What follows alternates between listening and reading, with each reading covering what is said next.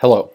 This video will outline the steps required to register a student in the Grossmont Union High School District for a new enrollment. If your student is returning to the district and attended the district already, please refer to the other video under the Returning Students area. For new students, you need to click Online Registration under the New Students button. It will take you to the new student registration page, and a few tips before we begin. You need to make sure you have a valid email account that you can log into. One is required in order to complete online registration. Also, for proof of residency, you will need digital documentation of your proofs of residency, i.e. utility bills, mortgages, so on and so forth. Paper utility bills will not be able to be submitted through the online registration. Please contact your utility provider, i.e. Cox Cable, San Diego Gas and Electric, Helix Water, Otay Water, so on and so forth, to obtain digital copies of your utility bills in order to upload during the online registration process. Once you have the proper documentation in hand, as well as a valid email address, you may click the online registration button. This will take you into the online registration portal. First, choose your language. Then, click Start New Registration. From here, we must enter in all of the fields that are required.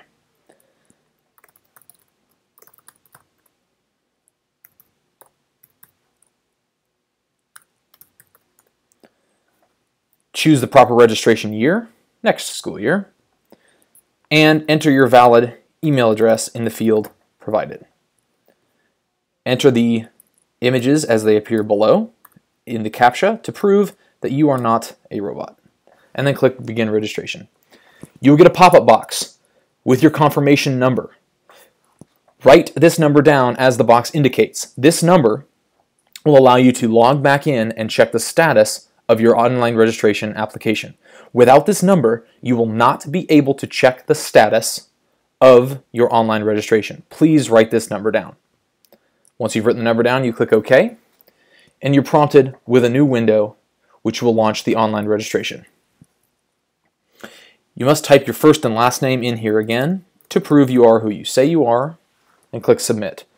Again, that application number is up here in the right-hand corner for your reference throughout the process, just in case you did not heed the warning and write the number down in the beginning. This is letting us know the things that we're going to need beforehand. We click Begin. Now, we're going to enter some information about our household. First, a home phone number is required. This does not have to be a landline. However, an active phone number is required. Once you've entered the number in, you're prompted with a few checkboxes that check by default. Emergency contact, high priority contact, attendance, behavior, and general. These checkboxes correspond to the types of contact you wish to receive at this phone number. Any kind of emergencies or high priority instances with your student, as well as any attendance inquiries, behavioral inquiries, and just general notes from the district, from your school site, and or from your teacher. You may uncheck any of these if you wish not to be contacted in this manner. If your primary home phone is a cell phone number, you may also choose to allow this number to receive text messages regarding these same categories, simply by checking the boxes. To move on to the next area of the online registration, you must click Next. If you do not click Next, you cannot move on to the next field. You cannot simply click the boxes down below, you must click the Next button. Now we have to enter our home address. The required fields again are labeled with a red asterisk. We begin to enter our home address, and below populates a few addresses that are already in the system. If you see your address here, you must choose it from the drop-down list. Do not continue to enter your data up here. Choose the address if it's listed. If your address is not listed, continue to fill out the information as required. But if it is here, as in this case mine is, I will choose it. It fills in the appropriate information, confirms the way it should look on a mailing label, and here is where we upload our utility bills to prove our proof of residency. Simply click the Upload Utility Bill button, and you're prompted to upload a document with the appropriate bill attached. For our purposes, I will simply find a document, upload, and there it has been uploaded. You can see there the file that I chose, and I may remove it if I so choose to. Click Next. Uncheck this box if this household address is not your email address, or rather not your mailing address, I apologize. This would only be the case if you had, say, a P.O. box or something, but if you wish to receive mail at your household address that you listed before, simply leave this box checked. Click Save and continue to move on to the next field. The next field is information regarding you, the guardian of the student. Here you will enter your information as well as any other guardians of the student you're enrolling. My name is already filled out based on prior information. My gender is required. And I must check or uncheck this depending on whether or not I actually live at the address listed. I do, so I will continue.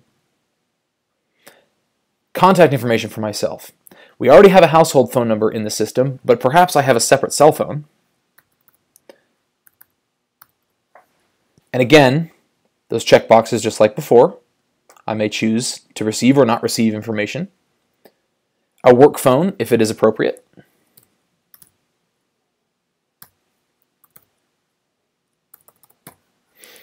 And again, whether or not it's a text message, my work phone does not receive text messages. And I have to enter my email address here. Again, there's those contact boxes that I can check or uncheck to receive notifications from. If I have no email address, I may choose to have no email address.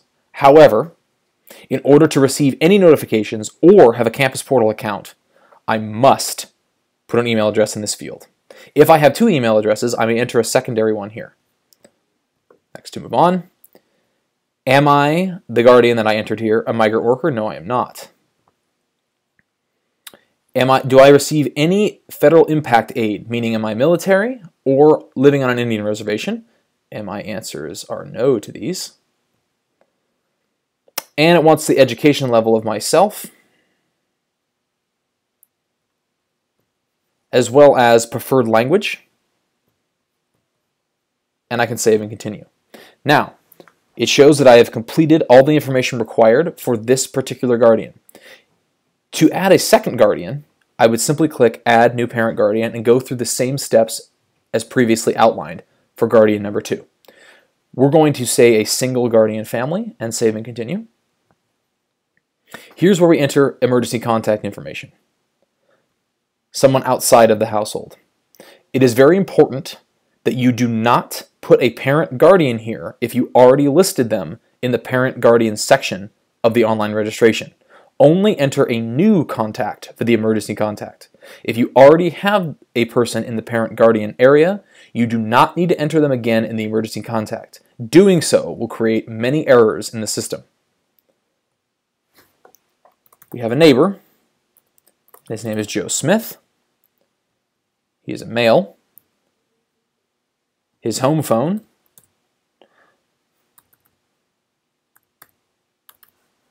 Keep in mind that one of the fields are required. You do not have to fill out all of these, but you must fill out at least one so that we have a way of contacting your emergency contact.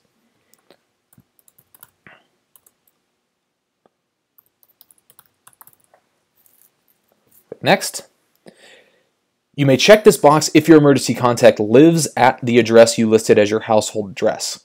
If they do not, you must enter a new address here. Our emergency contact lives next door to us, so we will simply enter their address here.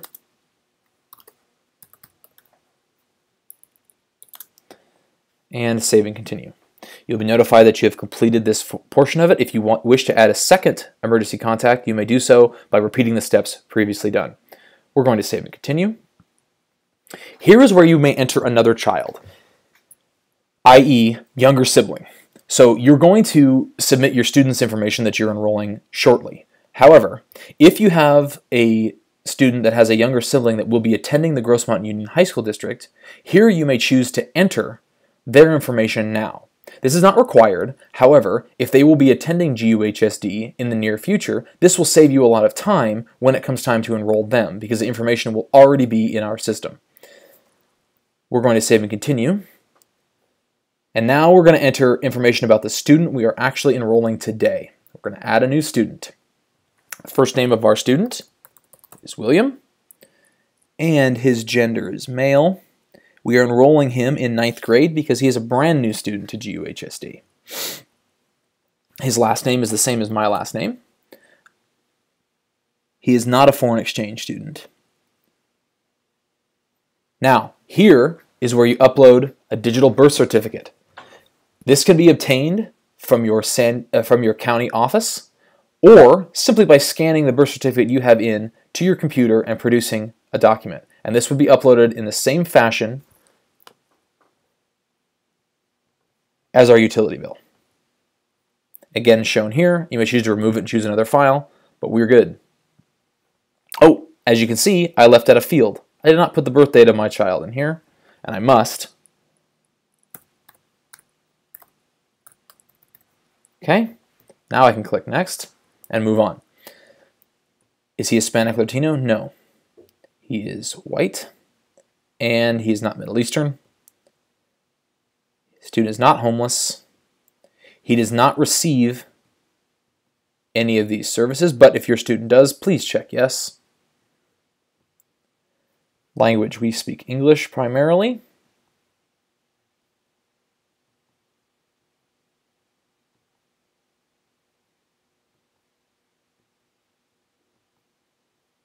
And we do not receive ESL services, but again, if your child does, please select the appropriate fields. You may choose to enter any previous schools, middle schools, elementary schools, and such right here. This is not required. However, this just adds more data to our system to further aid your student. Student is not receiving tribal enrollment. Relationships. Here's where we pick how I, the guardian, am related to the student. And if you had multiple guardians that you entered in the previous steps, they would all be listed here. The relationship is, and you choose the relationship. In this case, I'm the father, and I am the guardian. I will be the primary mailing, portal, and messenger system. And the contact sequence is number 1. I'm the first contact, and you would choose what sequence of contact you would like. Now we choose Next. Emergency contacts. There's our emergency contact that we entered before. Relationship is neighbor in this case. And his contact sequence is number 2. Number 1 is no longer selectable since I chose it for myself. Click Next. Primary care provider. This part is not required. However, I will choose to do it. As well as the phone number for my healthcare provider. And I have to check this box, understanding that the school does not provide medical insurance for the students. Any conditions, any health conditions, medical or mental. I'm going to add a condition. My son has an allergy, and he is allergic to bees. And I will click Next. Any medication that he takes, he in fact does. He takes Concerta, and he takes it at home, and he takes it daily. I can add multiple medications if I need to, but I only has the one. And here is where I would upload my immunization records, the same way I uploaded birth certificate as well as proof of residency with a utility bill. Next, this is where the media release form, I give permission to allow my student to be in any kind of news organization, and I must sign here digitally with my name, simply by typing my first name and my last name. Whether I accept this agreement by clicking yes, or whether or not I say no, I still must sign to prove that I either allow or disallow the media permissions. Click Next. I'm going to have my child opt out of any kind of military recruiting. You can choose not to have them opt out, and that way they become on a list for military recruiters, or you can opt out. Whether or not your child is allowed to go on field trips. Now, the acceptable use policy for technology in our district, you are not allowed to click Next until you actually open the link and view the policy. Once you've viewed the policy,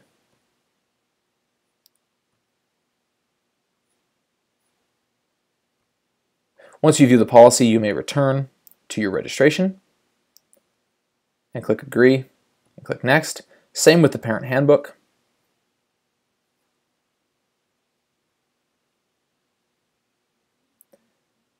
Acknowledge and save and continue. When you have saved and continue, it will let you know that your student has completed all the necessary requirements for the registration. If you have a second child enrolling, a brother or sister, or simply another student you are the guardian of, you may add that student at this time. If it is only the one, you may save and continue. Now we are ready to submit our application for review. If we believe we are not finished or we need to add any additional information, we may click the back button and go back and edit any of the previously information that we entered before. If we are ready to submit, we click the giant red submit button. We get a prompt asking us if we are sure. And we get the thank you message. As soon as this thank you message goes through, we are emailed a confirmation of our submission, as well as one being able to be viewed right here using Adobe PDF Reader. And this is a receipt of our application, again, with that application number at the top for reference later. This is, of course, printable, and this will be attached in the email we just received. Thank you, and this has been the outline for new student online registration in the Grossmont Union High School District.